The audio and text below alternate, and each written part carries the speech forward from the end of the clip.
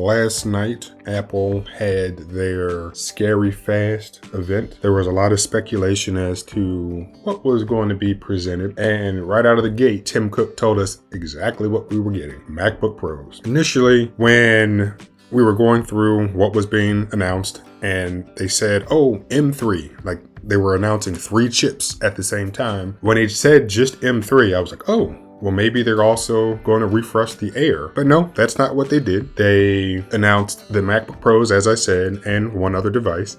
And let's just go in order to talk about this, because I'll just say the simplicity that I used to enjoy about Apple's website when it came to buying a machine is starting to get to the point where it reminds me of, let's say, Dell's website, where just on the initial buy page, you have so many options.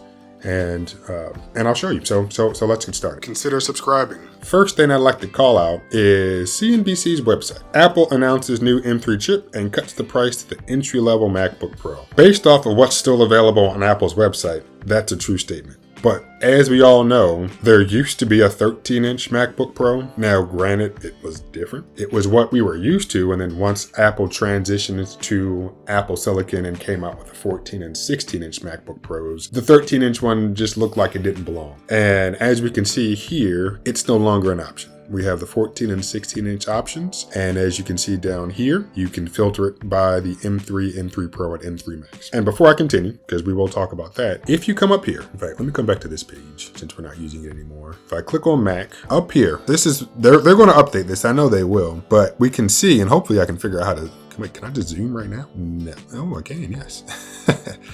So, looking at the MacBook Airs, this one right here does not have a notch. This one does. Now, I don't know if they're trying to, I don't know. But it appears that the one that doesn't have the notch is the one that's being sold that also does not have the notch. So when you click on the MacBook Airs, the M1 MacBook Air is still available. And then of course you have the M2s in the 13 and 15 inch variants. Over here with the MacBook Pros, when you click on it, as we just showed on the other page, you only have options with the notch. So don't be surprised if this image is updated at some point. I mean, it's just a small thing. Clearly, there are 2 available options that have the notch, so the 14 and 16-inch MacBook Pros, and this is reminiscent of the old 13-inch one, which did start at $12.99. So again, at some point, they'll update this image, and we can come back over here and see, okay, what options do we have? 14 and 16-inch. Now, as I said at the beginning of the video, one of the things about Apple's website that is becoming confusing or reminiscent of some of the other PC vendors' websites is that they just throw so many options at you from the beginning. Apple's website, from what I recall, just used to be so simplistic. It was, okay, you want MacBook Air, MacBook Pro, cool. And then you can just kind of configure it. I think you started with maybe just 2 pre-configured options for each, and then you can make changes from there. Here, okay, first thing you have to figure out is, do you want the 14 or 16 inch? Okay, that's not bad.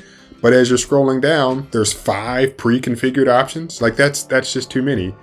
And then of course you click the 16 inch option. Now you have 4 pre-configured options. And then I don't like that. And some of the pre-configured options, it's, all right, are we just changing RAM and storage? No, we're also changing CPU and GPU cores. And then, yeah, that just gets messy in my opinion. I feel like you should just continue with what they had. Boom, got some base models, and then you configure those. Enough complaining about that. Let's look at what's actually available. And as CNBC said, Apple reduced the base starting price. Again, based off of what's available now for the new form factor, yes. Instead of starting at $19.99, the 14-inch MacBook Pro now starts at $15.99. But what do you get for that $15.99? You get 512 gigs of storage, cool, but you only get 8 gigs of RAM. And I don't like that. What does Pro mean? And that is the question that Apple doesn't have to define. They just slap the word on the end of one of their products, and now it's considered a MacBook Pro. So basically, Pro means, in the context of laptops, Pro means you get a fan, and in this case, you get 2 fans. Well, let's assume there are 2 fans in the chassis of the base model 14-inch MacBook Pro. But it wouldn't surprise me if somehow Apple only put one fan in. The 13-inch MacBook Pros only had one fan, which that's just how they were designed.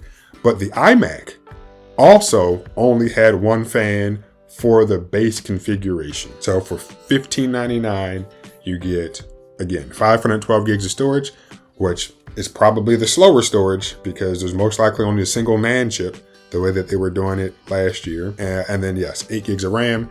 I feel like they should have started it at 16, but of course, if you start at 16 for $15.99, there's no reason really to upgrade to the M3 Pro in some people's opinion. So for $15.99, you get that. Then of course you can, for $200 more, you get 512 gigs of 512 more gigs of storage to bump that up to a terabyte.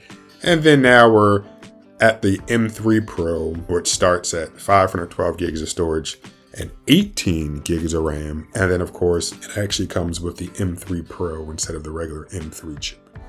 And then yes, just more configuration options, different GPU, CPU, RAM ups. And with the 16-inch variants, you don't get the option for the base model M3 chip. You have to get the M3 Pro. And then that starts with 18 gigs of RAM, 512 gigs of storage. And on the screen, you can see a bunch of different configuration options. Definitely the price of those can increase relatively quickly. And I'm not going to say, or I will not recommend any of these, but the base model one, actually I can say, do not get the base model 14-inch MacBook Pro. For that amount of money and that configuration, it just doesn't seem worth it. But then yes, now we're just back up to the regular starting price, which, like I said before, there's a reason they stagger these releases. From the user's perspective, and again, this is just my opinion. I've said it about the iPhone. I feel the same way about the Mac. It's the same product in terms of computing experience. It's just now different form factors. So if you wanted an M3 desktop, unfortunately, you don't have the option to buy one right now. But when the time comes and they actually do release them, the experience is going to almost be identical. If that's what you want, just wait. If you want something now and you aren't pressed on getting M3, then you can find something used. Or if you wanted to buy an M2 something that's still available on Apple's website, then by all means, you have those options. But for me personally, I'm not going to say I'm not going to buy one of these, but I have an M2 MacBook Air and I like it. I have one of the M1 variants of the Mac Studio, and I like it. So I can see, based on some of Apple's graphs, that it might be worth the upgrade, but we'll see. YouTubers, in fact, the big YouTubers probably already have these in their studios, and they've already tested them. And in a week, I guess, yeah, starting sometime in November, which today's the 31st. So sometime early next week, or maybe towards the end of this week, we'll start seeing benchmarks and things like that.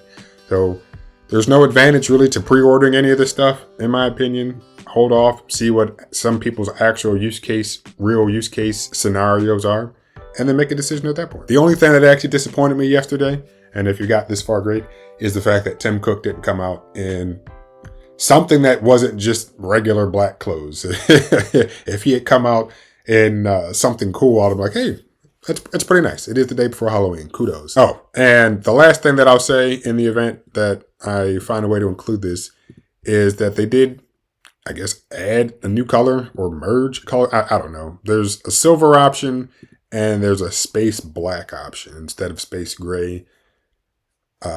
I mean, I thought it was kind of cool when they were announcing it. I was like, what is that? Is that just space gray? And then I said, well, no, it kind of looks black. And they're like, oh, it's space black. And I said, hey, that's kind of nice. All right, that's enough. Just don't buy that base model 14-inch Pro. It just doesn't seem like it's worth it.